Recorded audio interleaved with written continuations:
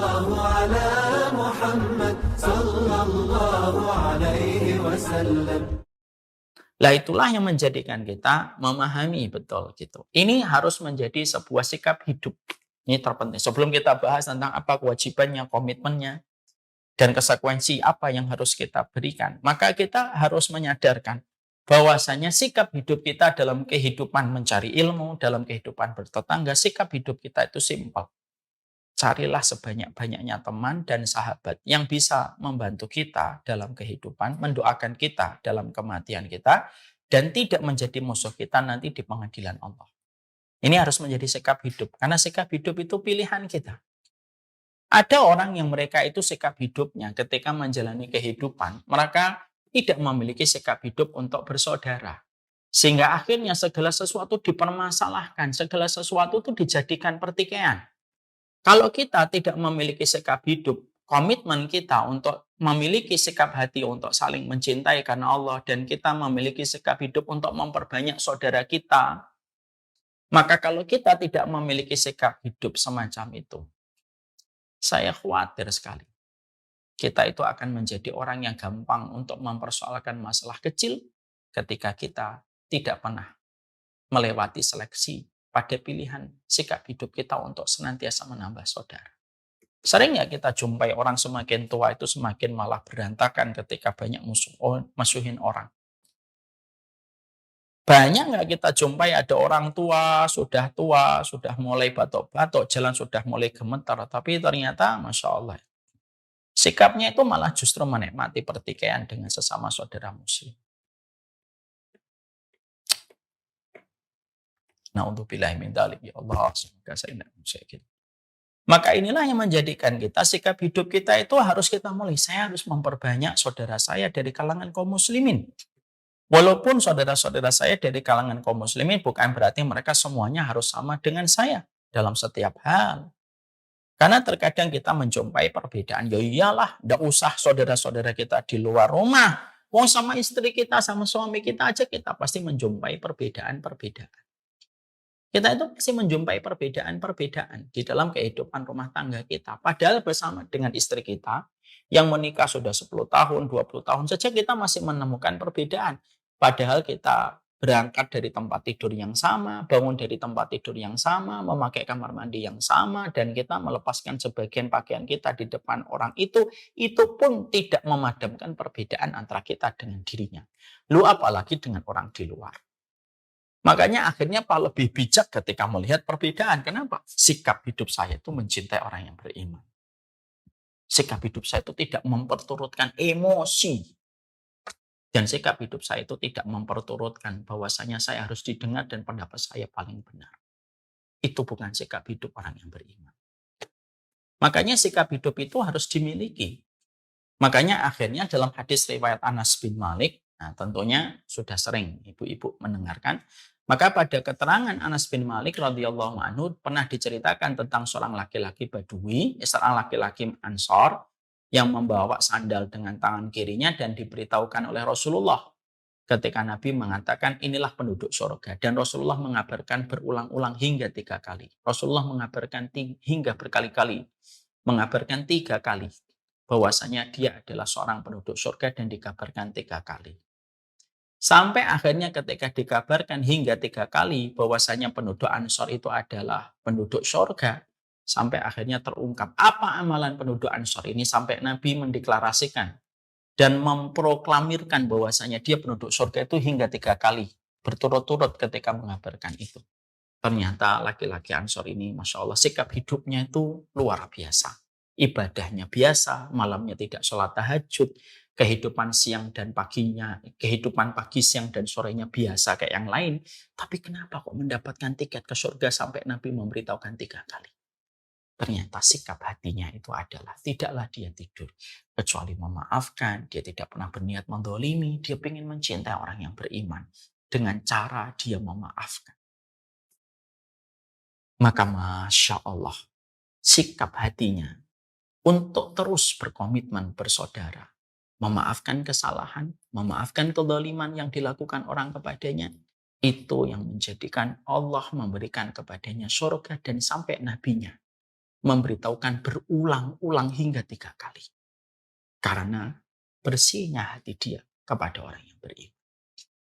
Nah inilah yang menjadikan kita akhirnya paham. Inilah yang menjadikan kita mengerti. Kita harus mulai dengan sebuah sikap hidup. Jadi sikap hidup kita itu apa sih sebenarnya dalam hidup kita? Cari musuh atau cari teman? Ini penting ya, karena terkadang pada kehidupan kita yang terus berjalan, kita itu tidak sadar bahwasanya kita belum memilih sikap hidup kita itu apa gitu. Saya dan keluarga saya selalu saya sampaikan, bahkan kepada anak-anak kami pun saya sampaikan, sikap hidup kita tidak nyari musuh ya nak. Tapi kalau ada orang yang memusuhi kita, ya kita sampaikan. Apa yang dia permasalahkan, ya kita jawab. Tapi kita tidak pernah nyari musuh. Saya bilang begitu. Ini sikap hati supaya anak saya itu bertumbuh kembang dalam suasana cinta dan tidak dalam suasana saling membenci. Ya, walaupun dia tetap kita ajari pendapat-pendapat yang paling kuat. Contoh simpel, maaf ya, maaf sekali saya cerita tentang masalah keluarga. Saya ajari anak-anak saya, ada Ja'far, ada Basam. Saya ceritain kalau sholat subuh. Itu Pak Imam, kadang dia kunut. Nah, tanya anak itu, kunut apa Bi? Kunut itu kita ngangkat tangan berdoa setelah rukuk pada rakaat yang kedua. Ja'far biasanya tanya, kan kita di rumah nggak pernah kunut dulu ketika pas COVID pandemi. Tapi kalau ngimamin nggak pernah kunut. Iya, itu masalahnya. Abi memilih pendapat tidak ada kunut subuh. Tapi kalau ada orang yang kunut subuh, itu tetap sah sholatnya. Dan itu bukan perkara batil, itu bukan perkara salah. Itu perbedaan para ulama. Terus gimana kalau kita di belakang orang yang kunut? Basam sempat nanya. Jadi Basam ikut ngangkat tangan. Ngangkat tangan, nak. Ya, kamu ngangkat tangan, tetap. Ya.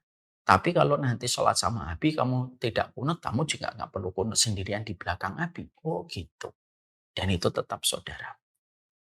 Itu termasuk di antara cermin sikap hati kita dan sikap hidup kita.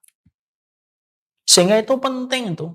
Dan itu harus diwakili sebagai pemimpin keluarga yang memiliki qawam. Jangan sampai keluarga itu ngikutin istri gitu. Istri, banyak wanita yang hari ini ngaji tanpa mereka sadari ketika mereka ngaji sudah terseret dengan gaya untuk menyalahkan setiap orang. Suaminya yang harus menetralisir, malah ikut-ikutan karena tidak punya qawam, ngikutin aja. Ketika istrinya menjelek-jelekan, ikut membenarkan itu sikap istrinya. Itu namanya keluarga yang tidak memiliki sikap hati untuk mencari saudara. Ya. Sikap hati yang ini sikap hati. Jadi kita harus memastikan sikap hati kita dan sikap hidup kita itu gimana pada kehidupan kita. Oke, saya ingin mencari saudara. Oke, berarti kita tidak usah mencari-nyari permusuhan. Kalau ada sesuatu kita harus bijak menyikapinya. Harus proporsional. Harus tahu tempat, harus tahu kondisi, harus tahu keadaan. Semuanya harus dipikir dari segala sisi. Ketika kita memperlakukan segala sesuatu. Harus dengan cara yang baik, jangan tidak boleh dengan cara yang kasar. Itu kan semuanya harus diperhatikan. Karena apa? Berangkat dari titik tolak. Dari sikap hati bahwasanya kita ingin menjadi pengikutnya Nabi yang menebarkan kecintaan kepada sesama orang yang beriman. Ketika kita beriman kepada Rob yang sama, mengikuti Nabi yang sama, sholat yang sama, mengikuti sunnah yang sama. Jangan hanya karena satu sedikit perbedaan gesekan lalu kita bermusuhan. Ada tidak semacam itu? Ada dan banyak. Dalam banyak hal mereka sama, tapi hanya satu masalah yang berbeda. Menyikapinya kayak menyikapi tentang kesesatan senyata-nyatanya gitu. Padahal titik tolaknya dari istihad dan pandangan yang berbeda. Dari pandangan ulama yang berbeda memandang masalah yang mereka ributkan. Ya, enggak gitu. Ya. Marilah kita memahami tentang perintahnya Allah ketika Allah menyampaikan dalam bentuk khobar, dalam bentuk kabar, tapi di dalamnya mengandung sebuah perintah. Innamal mu'minuna ikhwah. Bahwasanya seorang mukmin pada dasarnya adalah mereka semuanya saling bersaudara. Dan tidak usah kita batasi arti mukmin itu menurut versi kita. Oh, yang satu ngaji dengan kita itu baru mukmin, yang bukan ngaji satu kita itu tidak mukmin. Sejak kapan para ulama salah punya tafsir sesempit itu dan selicik itu? Ya, Innamal mu'minuna ikhwah, siapapun orang mukmin yang memiliki akidah-akidah pokok yang sama kepada kita, maka pada dasarnya mereka adalah saudara kita. Dan kita diperintahkan untuk saling bersaudara dalam salah satu ayat pada surat Al-Hujurat ini. Inilah yang kita ingin sampaikan dulu. Yakin nggak sikap hidup kita itu yang mana? Sikap hidup kita mengikuti sunnah, karena ini tidak bisa ditawar, tidak bisa dinego. Tapi sikap hidup kita dan sikap hidup keluarga kita mengikuti sunnah dengan nuansa hati untuk terus mencari saudara di antara orang yang beriman. Jangan